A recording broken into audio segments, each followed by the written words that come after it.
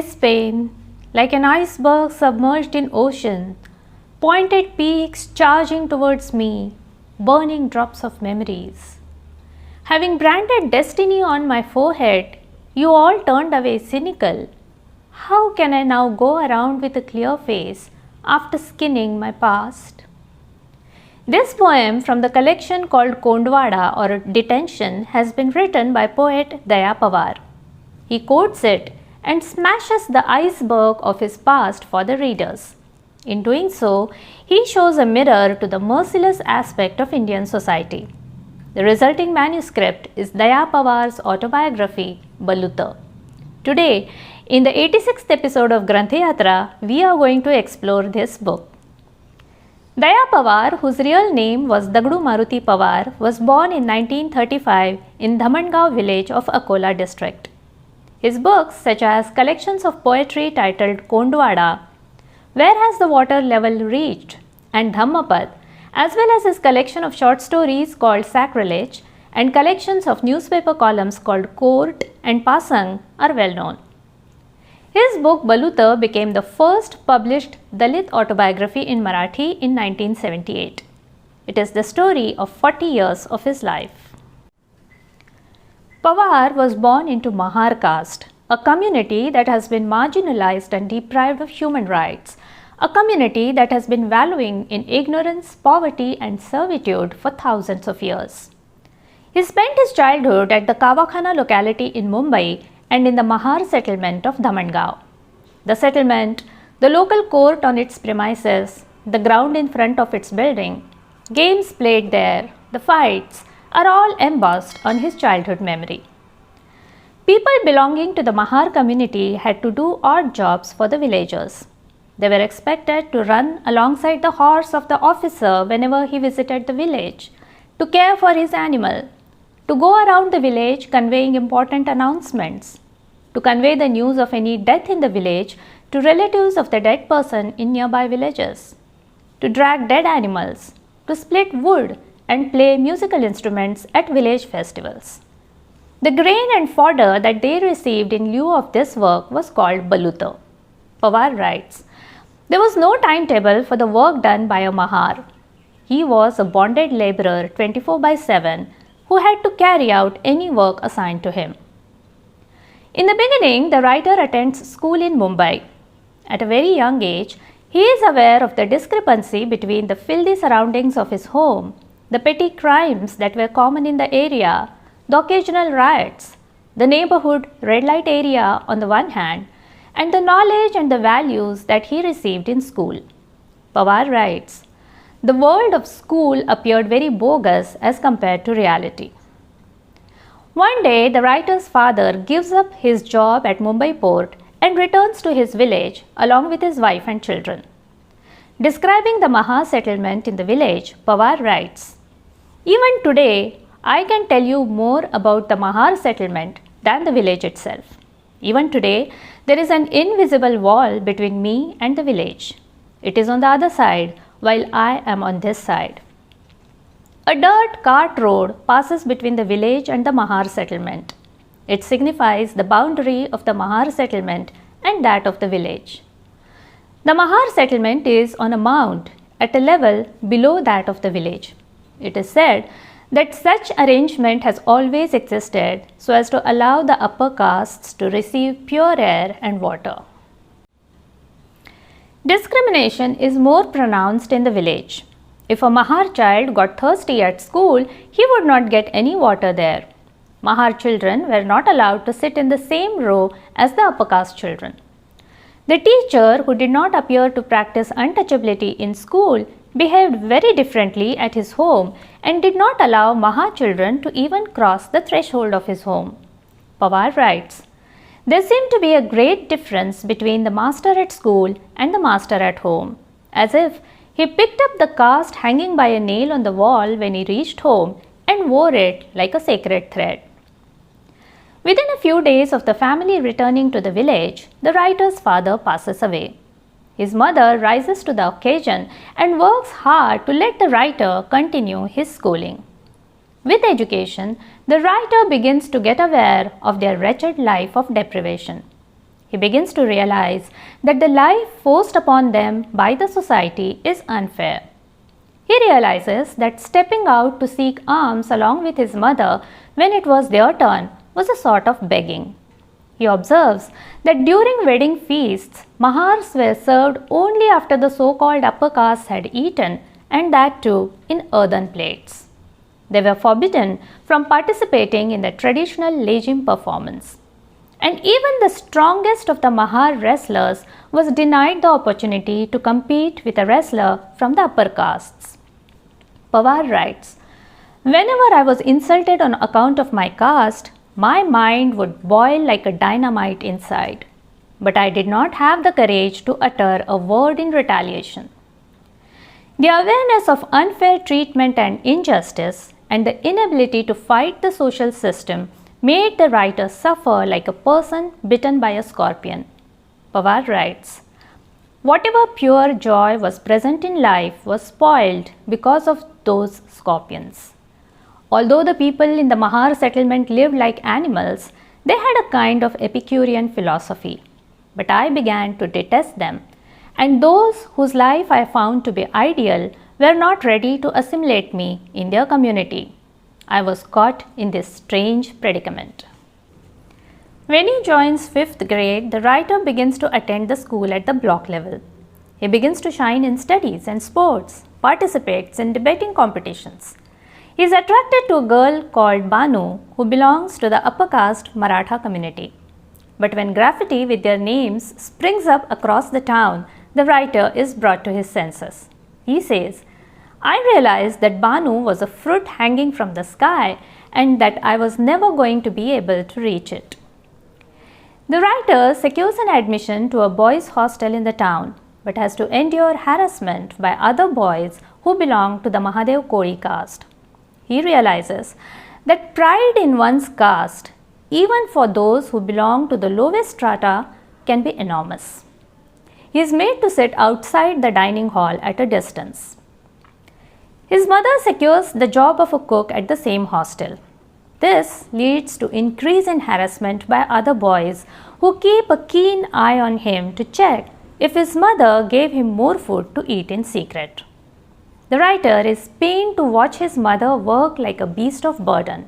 However, he knows that there is no other choice for his mother and sister to escape starvation. After completing his schooling, the writer moves back to Mumbai with his mother and sister in search of a job. With no money in his pocket and no other acquaintances in the city, he returns to Kawakhana to live with his uncle's family. His new aunt resents this move.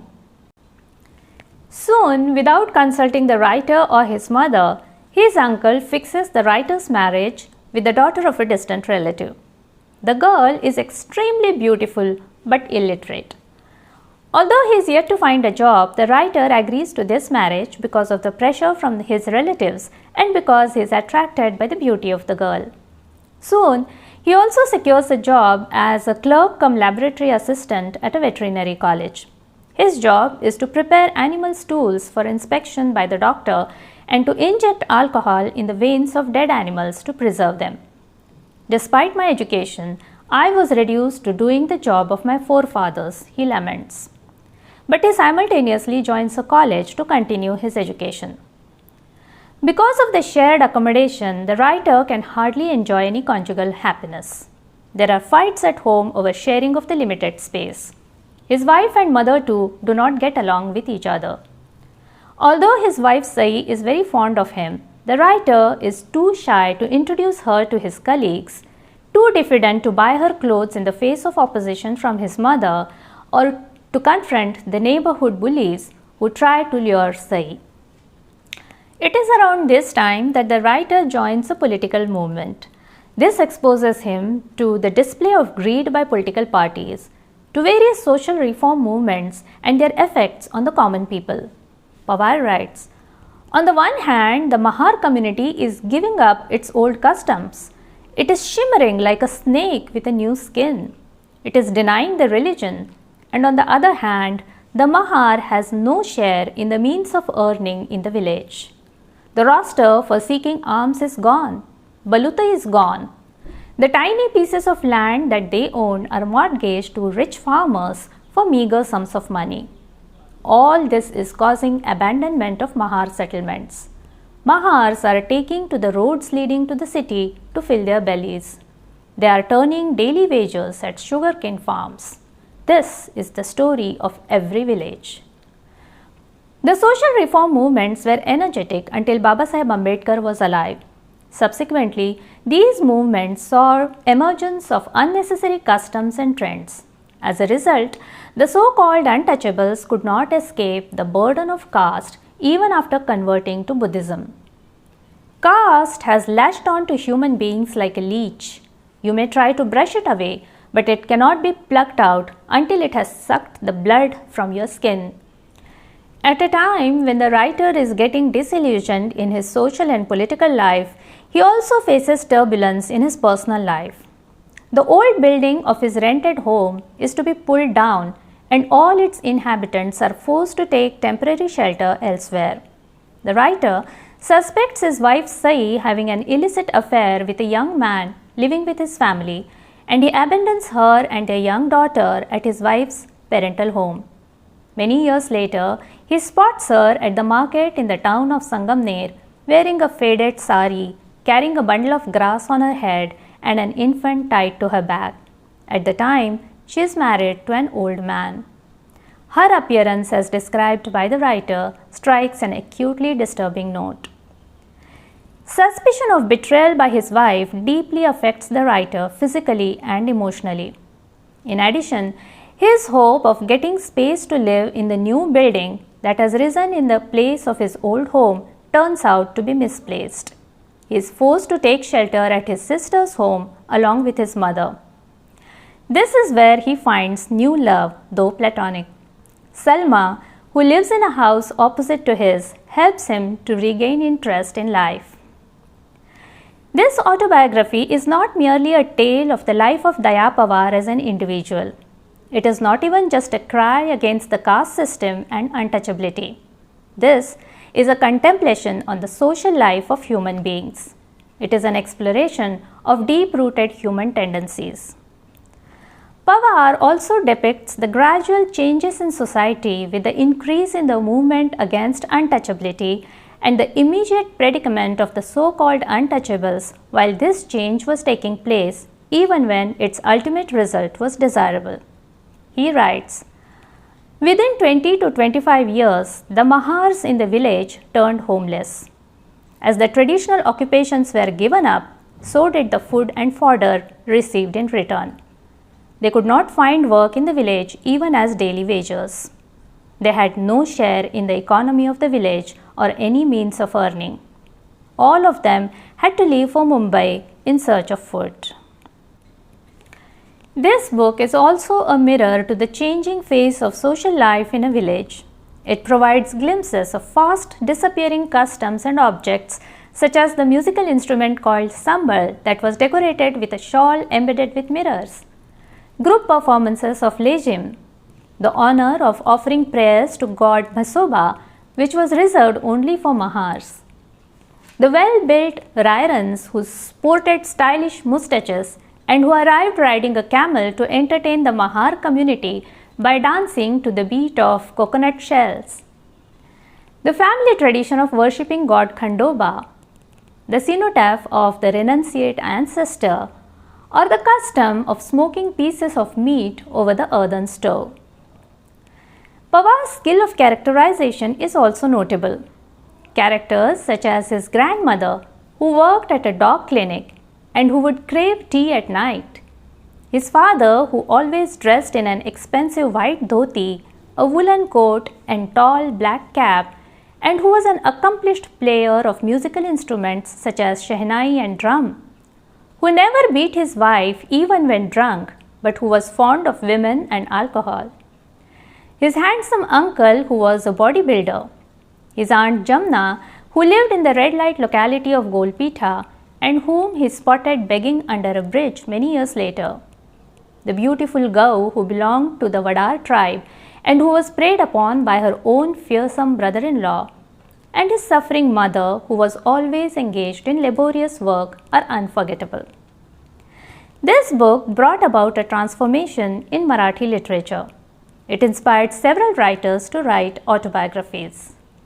Baluta was translated into Hindi, English, French, German, and other languages. We have with us today Professor Manohar Jadhaw, who will tell us more about this book, which is not only great as a piece of Dalit literature, but is also an important literary landmark. नमस्कार. आताच तुम्ही अर्चनाताईने जी बलुताची मांडणी केली ती ऐकली. अर्चनाताई मिरजकर यांनी बलुताचा अतिशय विस्ताराने नेमका परामर्श घेतलेला आहे आणि त्यांनी मला सांगितलं की तुम्ही बलुतासंबंधी एक 2 ते 3 मिनटं तुमचं विवेचन करा. 24 डिसेंबर 1978 रोजी दया पवारांचं बलुत हे आत्मकथन प्रसिद्ध झालं. ग्रंथारी या प्रकाशन संस्थेची जी अभिनव वाचक चळवळ होती त्या चळवळीनं हे पुस्तक प्रकाशित केलं होतं आणि हे आत्मकथन प्रकाशित झाल्यानंतर पु ल देशपांडे यांनी महाराष्ट्र टाइम्समध्ये दुःखाने गदगदलेलं झाड या शीर्षकाचा एक विस्तृत असा लेख लिहिला होता. या लेखामुळं काय झालं की बलुत हे फार लोकांपर्यंत पोहोचलं आणि बलुतची मराठी साहित्य विश्वात मोठ्या प्रमाणात चर्चा सुरू झाली आणि त्यापूर्वी अशा प्रकारचं जीवनदर्शन हे मराठी साहित्यामध्ये आलेलं नव्हतं. एक अनोखं नाविन्यपूर्ण असं ते आत्मकथन असल्यामुळे आणि वेगळं जीवनदर्शन समाजदर्शन असल्यामुळे ते मोठ्या प्रमाणात वाचलं गेलं. बलुताने मराठी साहित्य विश्वातले काही संकेत मोडलेले आपल्याला दिसतात. तत्पूर्वी आत्मचरित्र कधी लिहायचं याचे संकेत होते, पण दया पवारांनी वयाच्या 40मध्ये बलुत लिहिलं आणि तो एक वेगळा पायंडा मराठी साहित्य विश्वामध्ये निर्माण झाला. त्यानंतर अनेक आत्मकथनं ही प्रसिद्ध झाली. दया पवारांच्या याची चर्चा फार मोठ्या प्रमाणात झाली. त्याबरोबरच त्यांना काही सन्मान मिळाले. फोर्ड फाउंडेशनचा पुरस्कार मिळाला, जर्मनीचा दौरा झाला आणि अभ्यासक्रमामध्ये ते दाखल झालं. मोठ्या प्रमाणात चर्चा झाली आणि अजूनही इतकी वर्ष उलटूनही ते बलुत आत्मकथन अजूनही ताजंतवानं वाटतं.